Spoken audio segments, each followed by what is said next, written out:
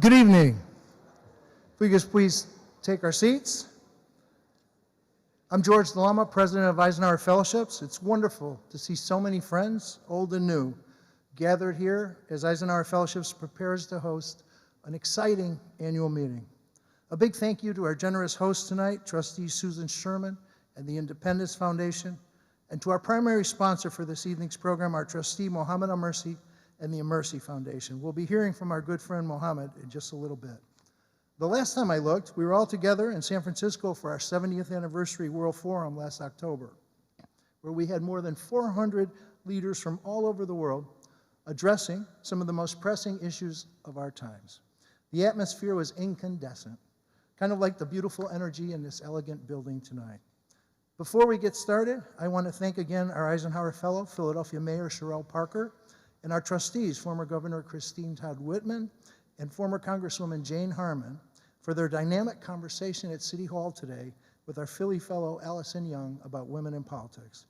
Their thoughtful discussion was a fabulous start to our Women's Webinar Series and our Igniting Young Women Leaders initiative this year. The young women and girls who joined us today won't soon forget it. So thank you again, Christy. Thank you, Jane. Let's give them all another big hand.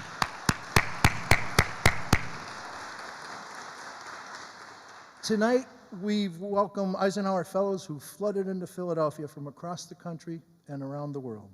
With them, we welcome our trustees, led by our chairman, former U.S. Secretary of Defense, Dr. Robert M. Gates. He's here with his lovely wife, Becky, and many other friends of Eisenhower Fellowships. I noticed one of them, my way better half, my beautiful wife, Carrie. Thank you for joining us. It's good to see you. I'll tell you more tomorrow about what she's been up to. She's been pretty busy. We're all in for a treat tonight, a special evening with one of America's most celebrated entrepreneurs, philanthropists, and media personalities, David Rubenstein. In this job, I regularly get to introduce a lot of interesting people, impressive leaders who do really cool things in the world. But with David, I barely know where to start.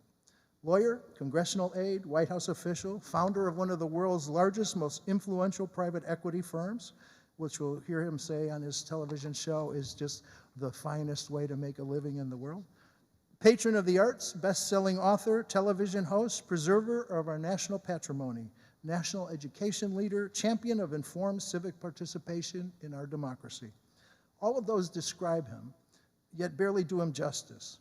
Talk about a Renaissance man. In many ways, his extraordinary life story harkens back to the founding fathers, people like Philly's own Ben Franklin, except maybe for the inventing electricity part. Just take a look at the philanthropy section of David's website. Many of America's most distinguished institutions are forever indebted to David for his big-hearted support. From the Aspen Institute and Brookings Institution to Duke University, the Library of Congress, the Lincoln Center for the Performing Arts, the Smithsonian, the National Zoo, the list goes on and on. If you go to Johns Hopkins Hospital in his hometown of Baltimore, you'll see the David Rubenstein Child Health Building. Visit the National Archives in Washington, and you can't miss the David Rubenstein Gallery, which houses the Magna Carta and stone engravings of the Declaration of Independence, among other priceless documents and artifacts David has bought and donated. He is co-founder and chairman of the Carlyle Group, the international gold standard for global private equity firms, and he serves as chairman of the boards of the John F. Kennedy Center for the Performing Arts, the Council on Foreign Relations, the National Gallery of Art, the Economic Club of Washington, and the University of Chicago in my hometown, where one of their most beautiful new buildings bears his name.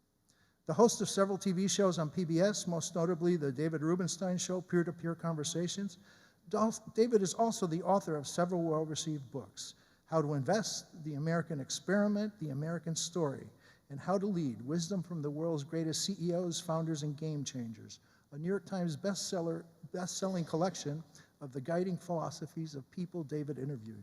People like Bill Gates, Oprah Winfrey, Jeff Bezos, Warren Buffett, Bill Clinton, Ruth Bader Ginsburg, George H.W. Bush, and Nancy Pelosi, among many others.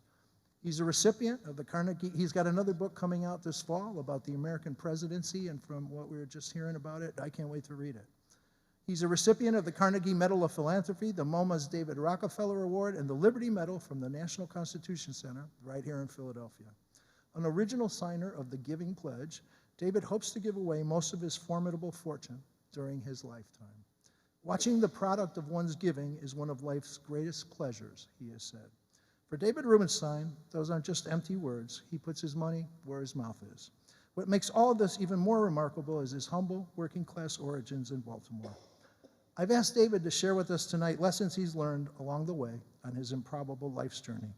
Then he'll open the floor to questions from the audience. We will circulate a microphone through the audience. When David calls on you, please identify yourself and where you're from. With us to tell us a little bit more about his longtime friend is our trustee, Mohammed Al-Mersi, a prominent British business leader and philanthropist in his own right. Since joining our board from his home in London early last year, Mohammed has been one of Eisenhower Fellowship's most engaged and generous trustees. I've asked him, tell us a little bit about the David Rubenstein that you know. Please join me in welcoming to the podium our colleague, my friend, Mohammed Al-Mersi. Thank you.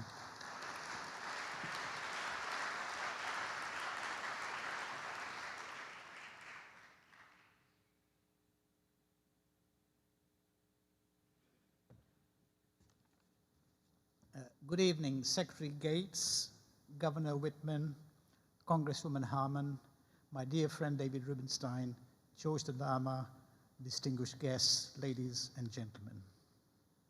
It is such a pleasure and a privilege to co-sponsor tonight's dinner, honoring a great man, a titan in finance, an international giant in relations, foreign relations, and one of US's greatest philanthropists of his generation.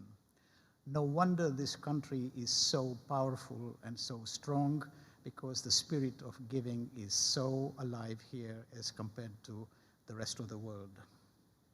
So much of his accomplishments have already been highlighted by George, so I will confine my remarks to what may not be in the public domain. I will talk about the David Rubenstein that I have known from when we first met in 1991. Carlyle started in 1987. It was founded by David and his partner Steve Norris after a meeting they had at New York's Carlyle Hotel. David was inadvertently at that time Carlyle's best salesperson, because at every meeting we went, people asked him what was the origin of the name. And he had to explain, and I remember that vividly, that it was founded when they were meeting at the Carlyle.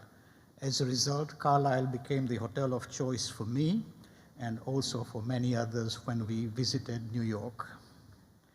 My first meeting with David was in Saudi Arabia, where he accompanied Ambassador Alton Keel and Ambassador Rick Burt to successfully bid for an advisory role for the Saudi offset program. However, David and Carlyle were much better known, and their claim to fame was their role in advising Prince Al-Walid bin Talal, who saved Citibank from collapsing, and also Euro Disney in Paris from collapsing. From those days, what struck me most about David was his work ethic. No doubt it was a trait that he learned when, at the ripe old age of 27, he joined the Carter White House. And I say that with a joke, because he was the youngest policy advisor ever to have become a senior member in the White House team. In 1994, it would be very fair to say that David and I spent more time with each other than we spent with our spouses. I learned so much from David. His humility, his sense of purpose, integrity, it was so evident everywhere. The one thing that I did not learn from him was his passion for Diet Coke. David also displayed so vividly the traits of the British, the understatedness, as well as the underdog. By that time, when I first met him, Carlyle had a modest expectation, a fund, the target size of $500 million, in which George Soros had invested $200 million, but on a very reduced promote. Steve Norris introduced David to Bill Conway and to Dan Daniello, and the quartet set about building one of the finest private equity firms in the world. Norris was undisciplined and very eccentric, but he was a genius as well. David was tasked to manage him. I remember often he would moan to me that so frequently Norris was to be found in the spa at the Four Seasons in Georgetown. The partnership could not cope with it, and eventually they had to let go of Norris. Davis's profound sense of fairness shown in the way that he settled Norris's exit, and eventually Norris has said to me so many times that David has always been generous with him. His generosity towards this nation and towards his family is phenomenal. I learned from him the importance of the family and of the partnership. The same trio of Rubenstein, Daniello, and Conway remained together because each knew the other's strengths and weaknesses. David raised money at that time, Bill led on deals, and Dan ran the firm. The culture and purpose they instilled in Carlisle still survives. Being in DC and not on Wall Street could actually have been a big disadvantage, but they turned this beautifully to their advantage by articulating their strategy as one where they could predict industries that the federal government might support and those that it might not. David knew how to so adroitly navigate, not becoming an access capitalist, nor trading on inside information. He excelled the art of managing relationships. David also straddled the political divide. He was a Democrat in the Carter White House, but at the same time, former Defense Secretary Frank Carlucci, former head of the OMB, Dick Darman, and also the best person that the US never had as a president, former Secretary of State Jim Baker, were all very closely associated with Carlisle. After that, for me to introduce Lord Howe, the former British Foreign Secretary, to the Carlisle Advisory Board was a piece of cake. I will make one more point and then stop. I remember that David was also very gracious at allowing a young, ambitious deal maker like me to learn the art of relationship management from him. I remember vividly when Baker visited London, David threw me in the deep end and said, "You lead manage his trip to London." Two incidents come to life. At that time, Syria under Assad Sr., the father, was as volatile as it is now. Baker wanted to pass a private message to Assad. He asked me to organize a meeting with Wafiq Said, which I did. Both asked me to listen into that meeting. Said then went on to Damascus, passed on the message, and that led to de-escalation in the Golan. It's such a shame that this type of diplomacy doesn't exist today in the same way. All this was because of David. Another event I vividly remember is a dinner at Wafiq Said's house, where besides the Carlisle folks, Baker, David, Bill Conway, and Dan, there was also the former British Prime Minister Margaret Thatcher and her husband Dennis Thatcher. It was a black tie event at Wafiq's house. Suddenly, when we were all ready to be seated, Dennis could not be found anywhere. He was on the floor groping around. Margaret Thatcher, in typical British fashion, says, "Oh, Dennis, where are you? What are you up to?" Apparently, Dennis's dentures had fallen out and he was busy trying to find them. David looked at us and said with such a straight face, he said, "Is this a habitual occurrence with the upper British classes?" I smiled. In conclusion, I've always believed that David could be a transformative Secretary of State or a brilliant Secretary of Treasury. I will let him talk more about whether he still harbors these ambitions, and if not, why not? David. Thank you. Thank you. Yeah. Thank you. Okay. Thank you very much. Thank you. Thank you. Well, thank you all for those kind words, and I want to thank those of you who I know for coming. Mary Lou, who serves with me on the University of Chicago board, and Jane Harmon. Where's Jane? Jane was worked with me on the Capitol Hill and in the White House, and then Bob. Where's Bob? Bob Gates. There's Bob Gates. Worked with me in the White House, and I remember telling him, he was a young assistant to Zbigniew Brzezinski, and I remember telling him, you know, he was then a member in the CIA, and I said, "Bob, if you don't really get out of the CIA, your career's never going to go anywhere." So I was wrong on that. How many people here are Eisenhower Fellows? Okay. How many people here wish they were Eisenhower Fellows? Okay. How many are from the United States? How many are from overseas? Okay. So I cannot say I was an Eisenhower Fellow. I would tell you that I probably would never have been one because I had a complicated relationship with President Eisenhower, because when I was a little boy, I remember watching black and white television. He was being nominated at that time. I was about, I think it was 7 or 8, and he was being renominated for President of the United States on the Republican nomination in 1956. And I remember looking at him and I said, boy, how can the country have such an old leader? He's so old looking. So recently I looked it up, and how old was old Dwight Eisenhower? Well, when he was elected President of the United States, he was 62 years old. We would love to have a president 62 years old. People say to me, why don't I run for president? Well, I'm only 74, and you know, you need to be about 80 to run, so I'm waiting for a while. But think about it, Eisenhower was 62 years old when he was elected, and he left office. He looked like a really old man to me then, and he was, you know, about 5 years younger than I am now. So, you know, age has a different perspective when you get older.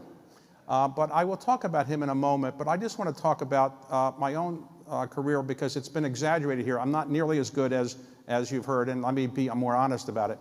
I come from modest circumstances, like many of you perhaps.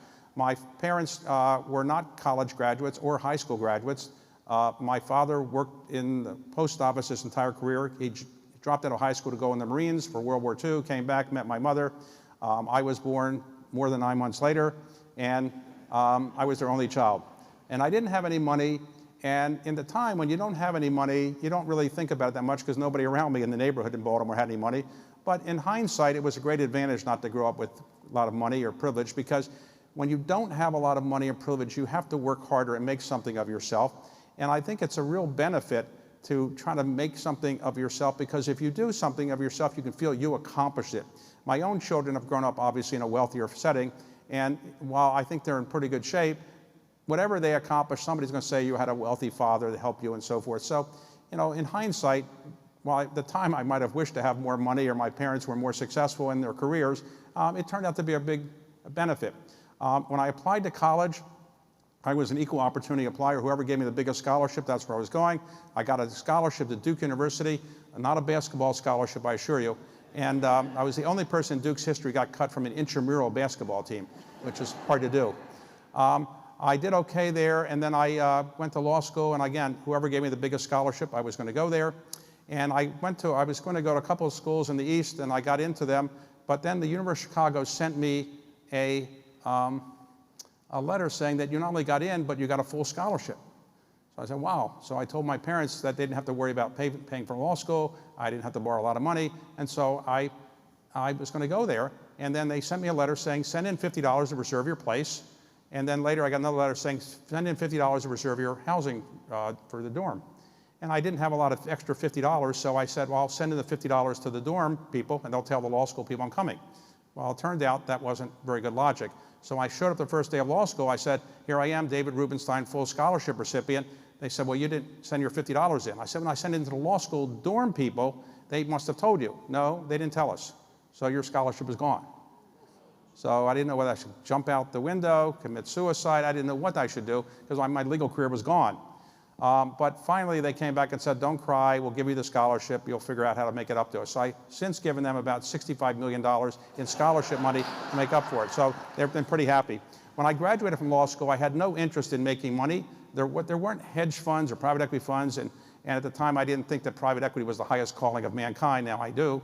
But I was only interested in public service. To me, that was the highest calling of mankind, public service. In my generation, John Kennedy had made his famous speech, as you all probably remember. Ask not what you can do for your country, if not what your country can do for you, what you can do for your country. That's what he said.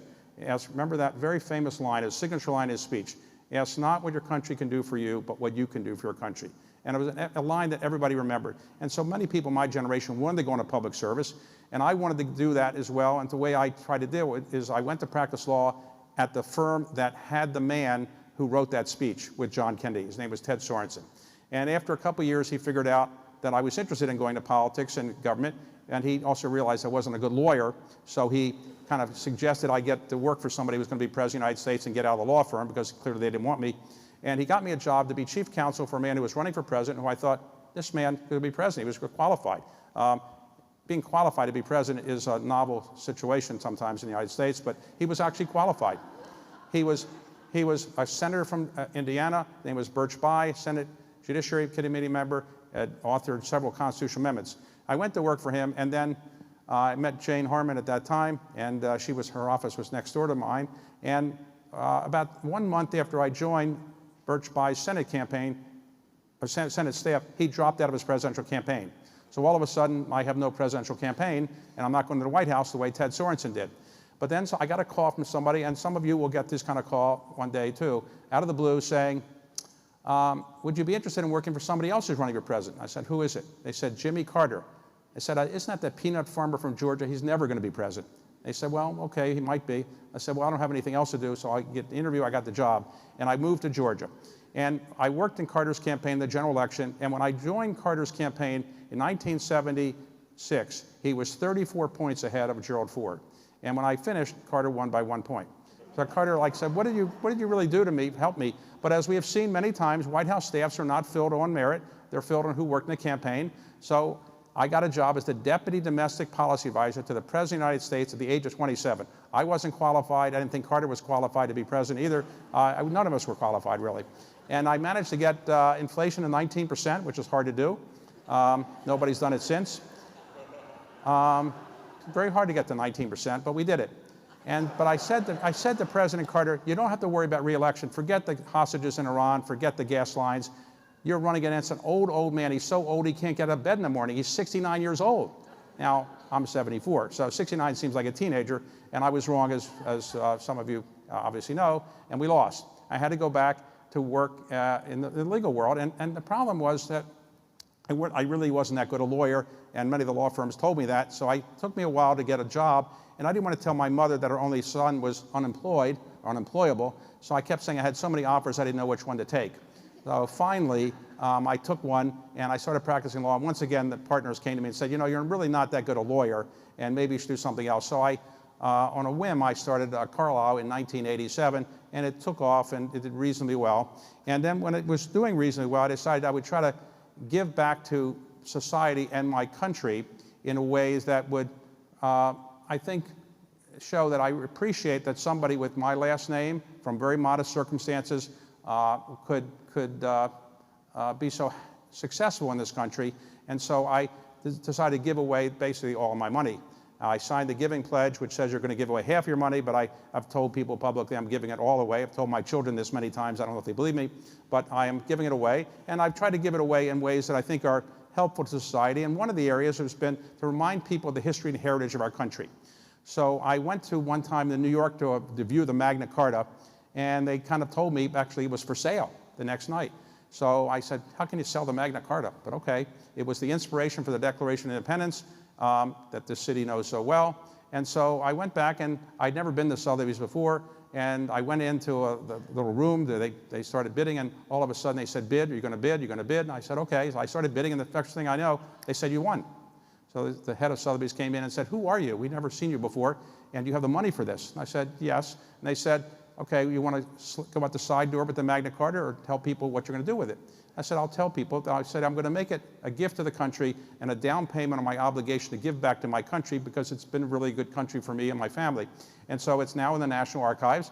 And I started buying other historic documents, again, to remind people of the history and heritage of the country.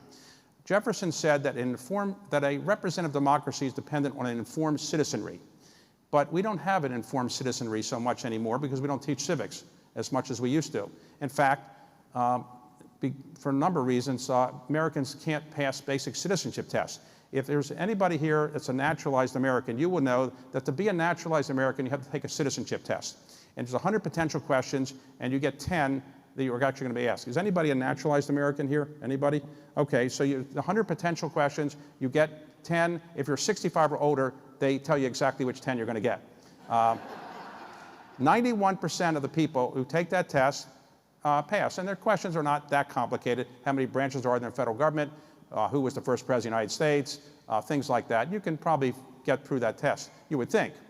The same test was given to native-born Americans in all 50 states 2 years ago, And in only one state, Vermont, could a bare majority, only in Vermont, could a bare majority of citizens in that state pass. In every other state, the other 49 states, a majority of citizens failed the basic citizenship tests, which shows you that we don't really know much about our government and so forth. So I've tried to do some things to remind people of the history and heritage of our country on the theory that, if you know the past, you're less likely to make the same mistakes of the past.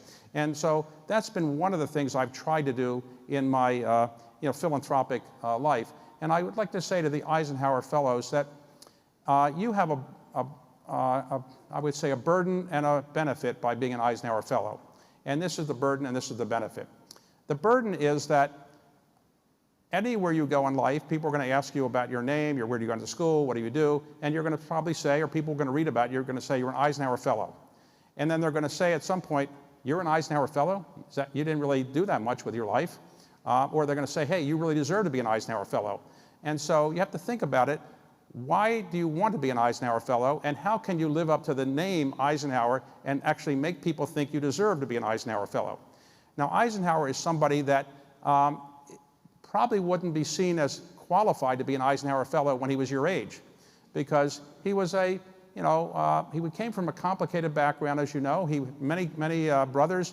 His father was a German immigrant, and they were pacifists. And think about it. Later, Eisenhower led the D-Day invasion against Germany, and his family was a pacifist family. So it was really complicated for him to do that. But at a young age, he was not a superstar. And many young people are superstars at a young age, and then they kind of fade. It's the people who actually work their way up like tortoise versus the hare. They work their way up, and by the middle age, the age that you're an Eisenhower Fellow, that's when you can really star and really accomplish something. And Eisenhower, his career in his 30s and 40s was okay, but nothing great. In fact, he was 52 years old and a colonel serving in a military base, nothing with great distinction. And then a couple things happened. Ultimately, he got the assignment of being the general in the Northern Africa campaign, to give him some more combat experience, because he had never been in combat in World War I. He'd missed combat in World War I. And so he really had no combat experience. And he was not first in his class at West Point, and he had more demerits than almost any famous person you would know of at West Point. So he was not a superstar. He was a good athlete.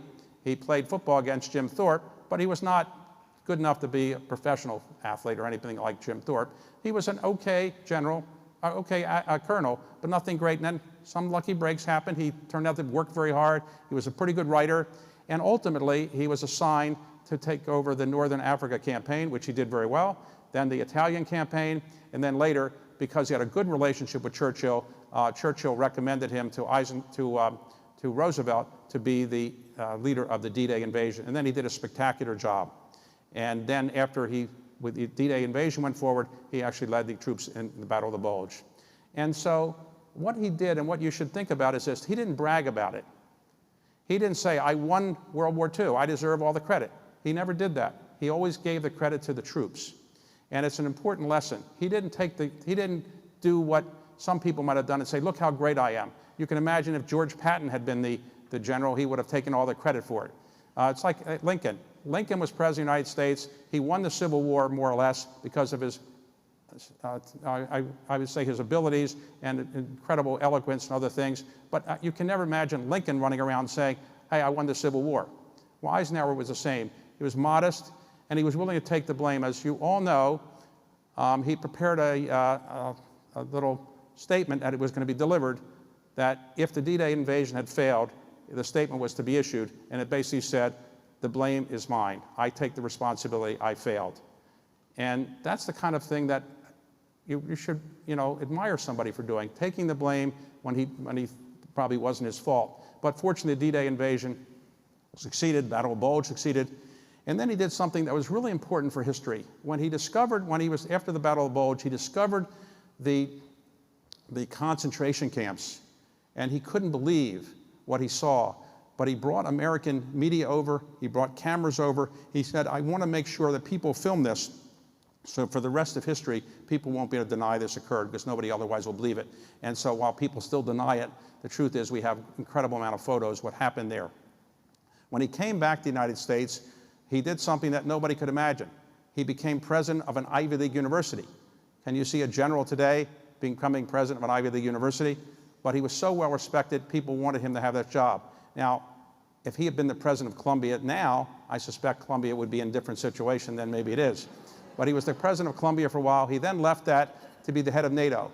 And then, as many of you may know, he was offered, in effect, the Democratic nomination for president in 1948 and also in 52, and he chose ultimately not to do it. He really wasn't interested in politics, but then ultimately he decided to put his name in for the nomination, for the Republican nomination in 52, obviously won handily in 56. And then when he left office, he left with an incredible reputation. Think about this. How many presidents in the last 75 years have left with their reputation as good as it was as they started after 8 years? And many presidents, the presidency destroys many people. FDR died in office. Harry Truman left with a very low reputation. John Kennedy was assassinated. Lyndon Johnson was driven out of office. Richard Nixon driven out of office, in effect. Gerald Ford not reelected. Jimmy Carter not reelected. Ronald Reagan had a scandal at the end, the Iran-Contra scandal, which really hurt his reputation, though he did serve 2 terms. George Herbert Walker Bush defeated for reelection. Bill Clinton had a scandal that really, I think, hurt his reputation dramatically. And then George W. Bush had the problems with the war that we know about, the Iraq War and some other things that really hurt his reputation. So many presidents have become presidents, but rarely, many people become president and don't have their reputation staying intact. But when Eisenhower left, he left as a person who was still mired for his humility. He had accomplished a great deal. Think about it. We had peace and prosperity for 8 years. Now, Eisenhower was considered boring, but we should all want to be so boring. For 8 years, we had an incredible economy. The economy grew on average the GDP grew at about 4% a year, which is pretty good. Inflation was 1.6% a year, pretty good. And the amount of total indebtedness added to the federal debt under Eisenhower was $20 billion. Now we average probably about, each president probably adds about $10 trillion in their term. So we have 35 trillion of debt. Eisenhower added $20 billion. So he had a very good economy. Not one American died in combat during Eisenhower's term.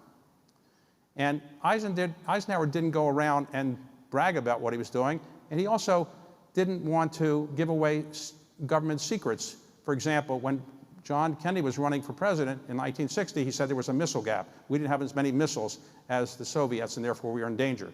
Eisenhower knew that we had 8 to 10 times as many missiles as the Soviets did, but he didn't want to give out a state secret, and he never actually said that publicly, but Kennedy was briefed about it and still said the same thing.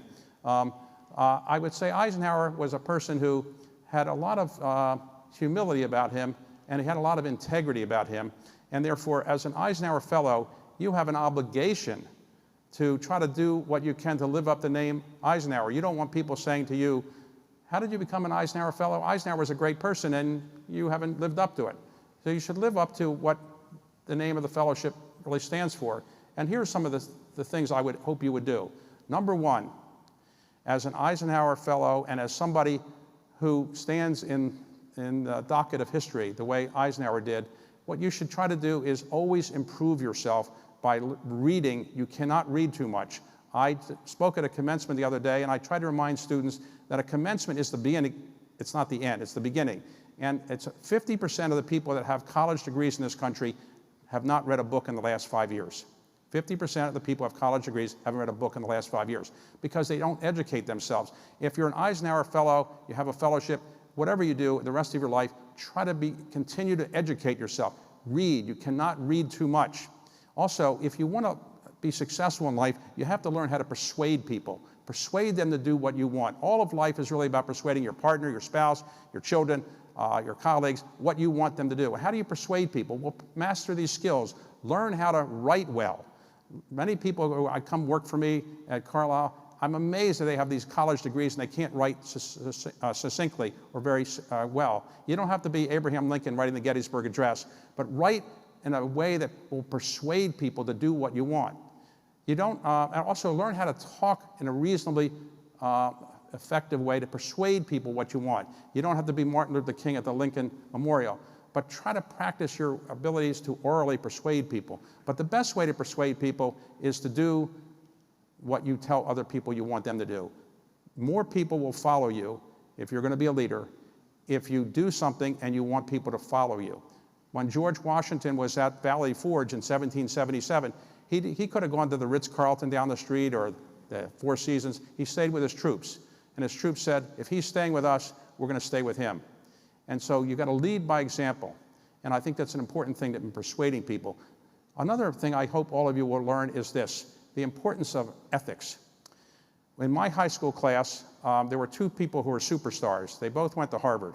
They were incredible athletes, brilliant people. They both made ethical mistakes later on. One went to jail for insider trading, one for drug-related things. Never graduated from college. It takes a lifetime to build a reputation and 10 minutes to ruin it. And so never take an ethical shortcoming. Never take the path of least resistance. If you're an Eisenhower Fellow, people are going to look at you and say, this person made this ethical mistake. How could that happen? Eisenhower didn't make ethical mistakes. Eisenhower was willing to be honest, as I think you should want to be. So never take the path of least resistance, because it's a mistake and it can ruin your life and ruin your reputation forever, and you'll never really recover from it. You may not get caught the first time, but at some point in life, you keep trying these things, you will get caught and you get the appropriate punishment and you'll ruin your reputation. So be very careful about that. I tell people, you should all want to be like Eisenhower, humble, humility. Now, we know some people that have become president of the United States who are not that humble. I can't think of anybody in mind, but there are sometimes people become president of the United States and they brag about it. And they say how great they are. They shouldn't be your role models. Your role model should be humility. Let other people tell you how great you are. Don't you tell other people. So retain some humility. And it's very important in life, and I think if you're going to be an Eisenhower Fellow, you should really want to do that as well. I also think you should want to be a leader. You know, think about this. Leaders accomplish more than followers. There's nothing wrong with being a follower. Most of the people on the face of the earth are probably followers. But you have the ability, you obviously have been marked for success, you have the ability to be a leader, and try to be a leader. Find something that really marks of interest to you that can make you a leader in that given area and pursue that area. And then also try to give back to your society. I've tried in my own modest way to do that, but all of you should think about this. What can you do to make your neighborhood, your state, your city, your country better than it was before? There's a number of ways you can do it. Now, the word philanthropy is derived from an ancient Greek word that means loving humanity. It doesn't mean rich people writing checks. And you can love humanity most by giving them your most precious asset, which is your time. And so try to pick a cause, something that will give back to your society, your neighborhood, your organization you care about, or your country in a way that will make you proud of what you've done with your life. We're only on this earth for a relatively short period of time. You know, humans have been on, as Homo sapiens, we've been here about 400,000 years, but our lifespan is on average, if you're in a Western society now, maybe 80, 85, 90, something like that.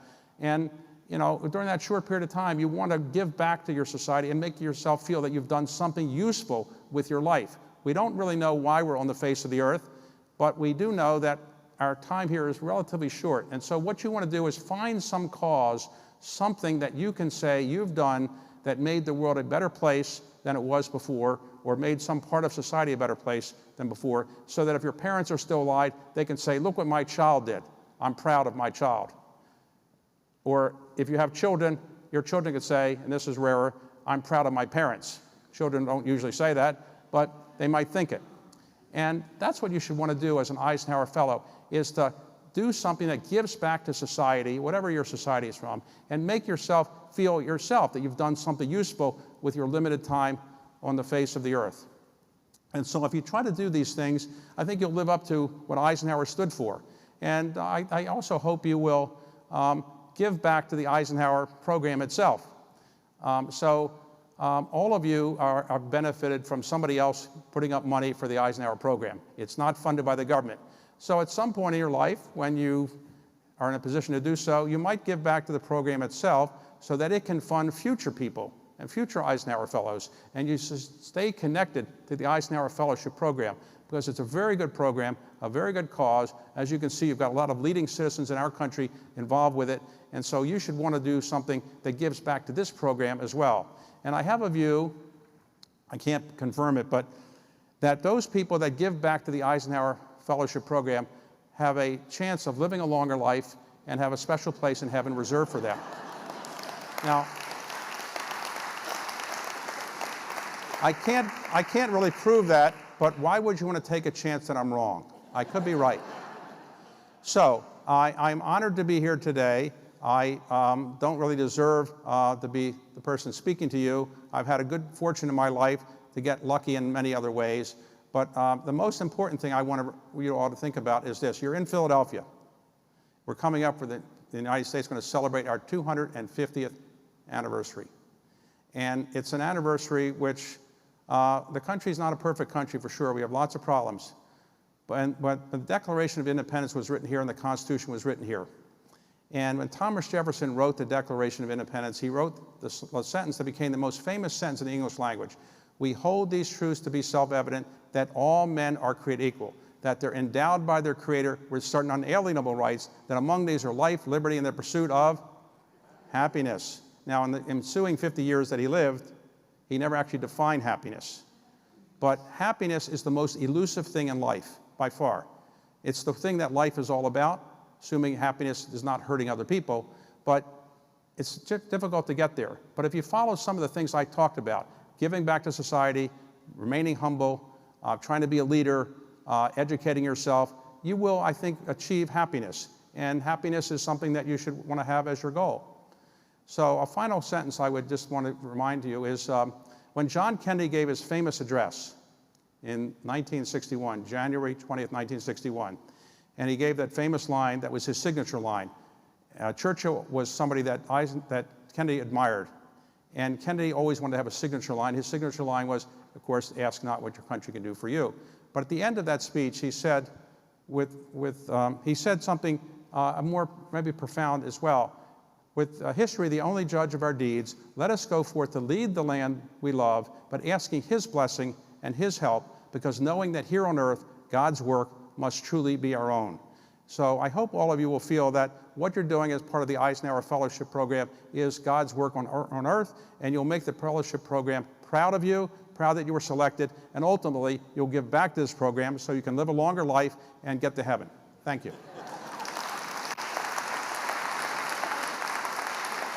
Okay. Is there any questions? No? Yes. Thank you so much, Mr. Rubenstein, for being here. My name is Vanessa Cooksey, and I am a USA Eisenhower Fellow 2016. I'm currently the President and CEO of the Regional Arts Commission in St. Louis. And my question for you is, I've noticed that you've supported a lot of the arts, and I'd be interested to know how you developed appreciation for the arts in your investment. Oh, I've served for 14 years as chairman of the Kennedy Center, the Performing Arts Center in Washington, and now I chair as well the National Gallery of Arts. And let me try to explain why. First of all, there's more scientific evidence now than there was before, but the arts do many things to bring people together. Obviously, people don't go to a performing arts arena and say, I hate seeing this play, I hate this Beethoven concert, I hate this opera. They love it. And in Washington, D.C., one of the few things that unites people is the arts. So people come to the Kennedy Center, Democrats, Republicans, they're happy. And again, as I said, happiness is one of the important things of life. So I think it makes people happy, but also there's now more and more scientific evidence that it helps make you healthier and better educated. In other words, there's a lot of evidence now that music and the other arts, when they are used in an appropriate way, can be used to help people that have post-traumatic stress syndrome or other kind of medical maladies that now more and more hospitals are using. More and more hospitals are using music to help people improve their health. Dr. Francis Collins, who was the head of the NIH, is the leader of this effort, as is Renee Fleming, a great opera singer, who together they formed an organization in conjunction with the Kennedy Center to help promote the idea that music and other kind of arts can make people healthier, it makes them happier and healthier, and I also think it's a good way of showing how to bring people together. And the last point I'd make is this. The human brain is the most incredible instrument on the face of the earth. When humans came out of caves 400,000 years ago, it wasn't evident to the gorillas, the elephants, the other animals in Africa, Southeast Africa, where humans most probably came out of caves first, that we were going to dominate the earth because we weren't as fast as other animals, we weren't as big, we weren't as strong. Nobody could have predicted we would dominate the earth. How did we do that? Because the human brain is so wonderful an instrument. No other animal obviously has anything close to it. But it has two flaws in it. One flaw is that while it can create a Shakespearean play, it can create a Beethoven symphony, it can create a Puccini opera, it can create incredible scientific experiments and scientific knowledge and scientific ways to make our life better. We have two flaws. One is, if you look different than me, you have a different skin color, I'm not going to like you as much. There's something in the brain that just hasn't really advanced as much as it should. And secondly, if you do something that I don't really like, I'm going to kill you, I'm going to go to war with you. Those two flaws in the brains are something, hopefully, some point in the future, we'll be able to get the brain to work better and not have those two flaws. But what the brain does have is the ability to create incredible art that makes people happy, makes them healthier, and I think brings people together. So that's why I like to support the arts. So.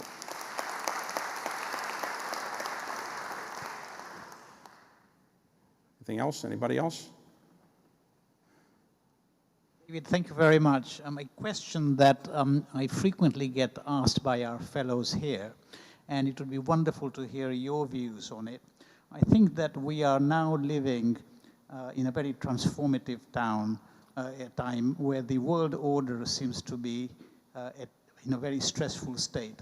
The Western-based rule order is under attack and under threat, and we have rising powers like Russia, right, China, and right, others.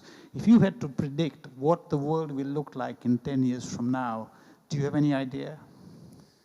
Well, my biggest hope is that I will be in it, I guess. But what you're referring to is there's a book that came out by a scholar at Harvard, Graham Allison, and in the book, the book is called Thucydides' Trap, and he basically discovered that over 2,000 years, there are 20 cases that he described where there's a rising civilization, a rising power, and then there's a dominant power. And in 15 of those 20 cases, the rising power and the dominant power went to war militarily. And the first one that he talked about, obviously, is the Peloponnesian War, where Athens and Sparta fought.